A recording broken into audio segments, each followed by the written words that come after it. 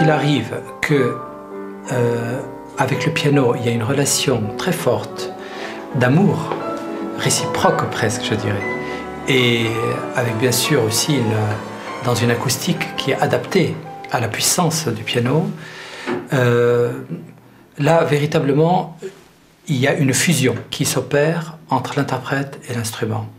Et cette fusion, c'est vraiment le sommet de ce que l'on rêve en tant que pianiste. J'ai toujours aimé Bechstein pour justement sa tendresse, la tendresse du son. Ce son qui chante et ce côté percutant qui est un peu gommé dans le Bechstein, c'est-à-dire au profit du cantabile. Et ce qui peut parfois être efficace sur d'autres instruments, moi je dois dire que je préfère de loin un piano qui chante à un piano percutant. La première idée qui vient à l'esprit quand on aime Bechstein, c'est on rêve de jouer Mozart, Chopin, Schubert dessus, Beethoven. Parce que c'est un instrument qui est plein de suggestions derrière la note. On entend quelque chose derrière la note. Je dois dire qu'il est tellement beau que j'avais parfois un peu mal au cœur de devoir jouer des choses aussi violentes, aussi agressives que certains passages de ce concerto de Prokofiev.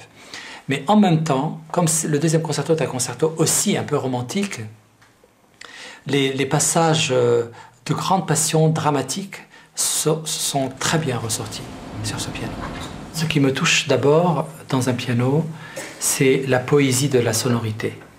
Pour moi, la musique, c'est la poésie. Et je ne peux pas concevoir un instrument qui soit simplement efficace, simplement bien accordé. Je veux un instrument qui me mène ailleurs. Et c'est un peu mon propos en tant qu'artiste, c'est de mener ailleurs aussi mon auditeur. Et quand l'instrument a cette capacité artistique de suggérer l'ailleurs, c'est que c'est un grand instrument.